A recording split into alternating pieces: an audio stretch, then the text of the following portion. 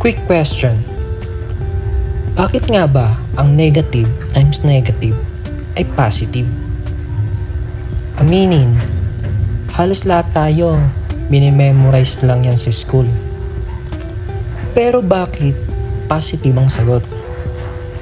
Let's make it simple.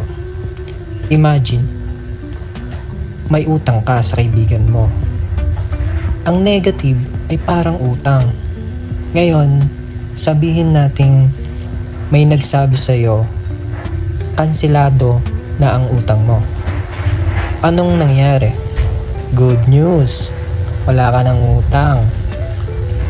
Parang negative ang tinanggal sa negative. Ang resulta, positive. Another way to think about it. Imagine you're walking. Kapag positive, forward ang direction. Kapag negative, paatras. Ngayon, kung babawiin mo ang pag-atras, saan ka pupunta? 'Di ba? Forward.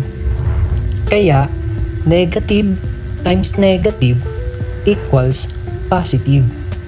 Hindi lang ito rule sa math ha.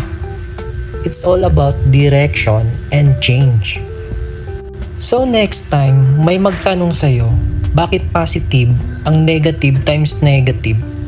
Hindi mo na kailangang sabihin, basta sabi ni teacher ha. Again, this is Sir Pat, Engineering Made Simple.